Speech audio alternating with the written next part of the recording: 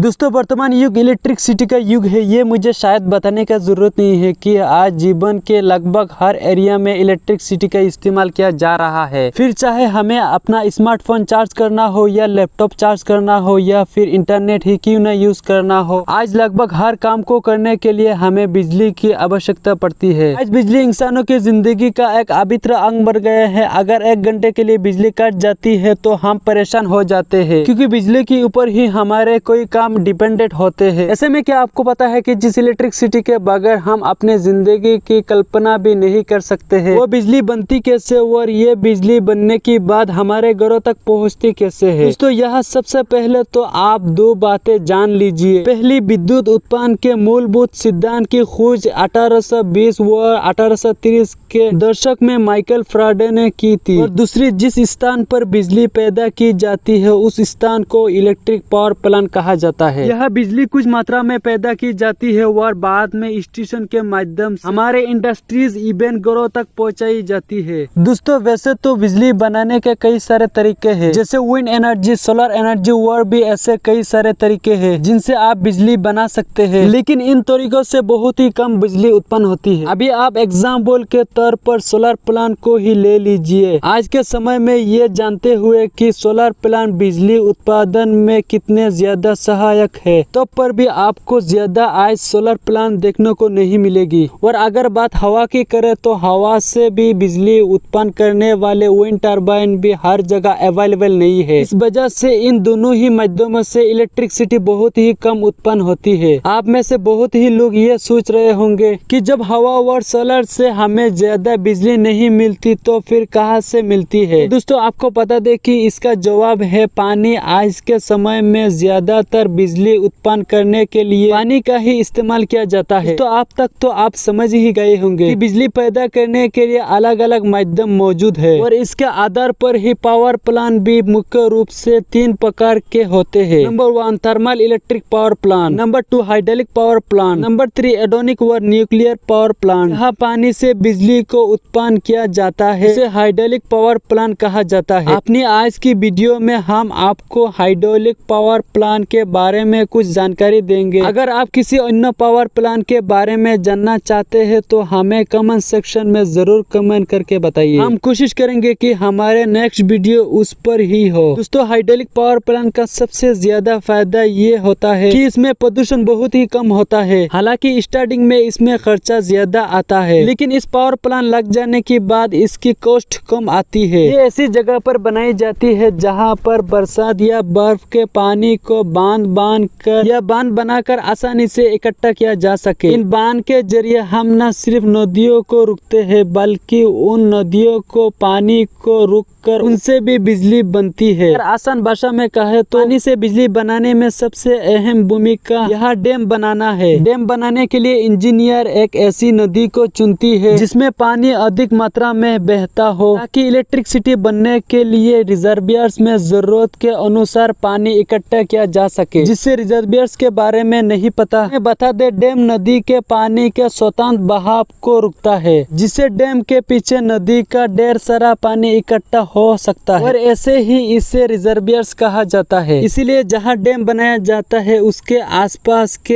Area को government खाली करा देते हैं, क्योंकि अगर ऐसी जगह पर आबादी रहेगी तो वो रिजर्वियर्स में डूब जाएंगे। दोस्तों डैम बनाने के बाद यहाँ स्टार्ट होता है बिजली बनाने का काम। बिजली बनाने के लिए यहाँ रिजर्वियर्स में हाई लेवल पर इकट्ठा हुआ पानी को ऊंचे लेवल से नीचे लेवल पर गिराया जाता है। पानी को नीचे की ओर गिराने के लिए जिन पाइप्स का इस्तेमाल किया जाता है उन्हें पेनस्टॉक कहते हैं। पेनस्टॉक के आखिरी छोर पर टर्बाइन लगे होते हैं। जब यहाँ पेनस्टॉक को खुला जाता है पानी बहुत ही तेज फ्लो में टर्बाइन के पंखों पर आ गिरते हैं। इसे पंखों पर दबाव पड़ता है, इससे टर्बाइन तेजी से घूमने लगता है। यहाँ नीचे जनरेटर भी लगे होते हैं। जब टर्बाइन घूमता है तो जनरेटर को पावर मिलती है, जिससे वो इलेक्ट्रिसिटी जनरेट करने लगता है। दोस्तों हाइड्रोलिक पावर प्लांट में इलेक्ट्रिसिटी प्रोड्यूस करने के लिए पानी का उपयोग होता है, इसलिए डैम्स आमतौर पर जल स्रोत पर या उसके पास ही लोकेटेड होते हैं। मूविंग एनर्जी से उत्पन्न होने वाली एनर्जी जल प्रवाह की मात्रा और ऊंचाई दोनों पर निर्भर करती है। जितना अधिक पानी का प्रवाह होगा और डैम जितना ज्यादा ऊंचा होगा उतना ही अधिक बिजली उत्पन्न उत्पन्न की जा सकती है। आप सिंपली इसे ऐसे समझ सकते हैं, जब आप चूटे से पंखों के मोटर को घुमाते हैं तो मोटर के पॉजिटिव और नेगेटिव तारों में इलेक्ट्रिसिटी क्रिएट होती है। जब तक आप पंखों को घुमाएंगे तब तक आप चाहे तो इससे और एक चूटे से बल्ब को कनेक्ट करके जला सकते हैं। इसी तरह जब आप बड़े मेजर्स पर काम करेंगे तो आप ज्यादा इलेक्ट्रिसिटी उत्पन्न कर सकते हैं और फिर उसके हेल्प से आप जो चाहे वह जला सकते हैं। यही प्रोसेस हमें इलेक्ट्रिक पावर प्लांट में भी देखने को मिलता है। तेज फोर्स के साथ पानी टरबाइन के पंखों पर गिराया जाता है और उसकी वजह से पंख घूमने लगते हैं। जब पंखा घूमता है तो इससे मैकेनिकल एनर्जी उत्पन्न होती है, जिसके बाद एनर्जी जनरेट से इलेक्ट्रिक एनर्जी में बदल जाती है, जिससे बिजली उत्पन्न होती है। शायद अभी आप समझ गए होंगे कि असल में बिजली पानी से नहीं बल्कि ये पानी के द्वारा लगने वाले फोर्स से बनती है। यह हम आपको क्लियर कर दे कि ये बिजली बनाने के हर तरह के प्रोसेस में होता है। अगर यहाँ पर हम विंड एनर्जी को ले तो जहाँ पर विंड एनर्जी से बिजली बनाई जाता है वहाँ पर जब हवा चलता है तो विंड टरबाइन के पंखे चलने लगते हैं। इससे जो एनर्जी उत्पन्न होती है वही एनर्जी मोटर के द्वारा इलेक्ट्रिक एनर्जी में कन्वर्ट होती है। इसी तरह सोलर पैनल में भी होता है। जहाँ पर सोलर पैनल से बिजली बनाई जाती है वहाँ पर जिन सोलर पैनल को लगाया गया होता है वो सूर्य से निकलने वाले एनर्जी को एब्जॉर्ब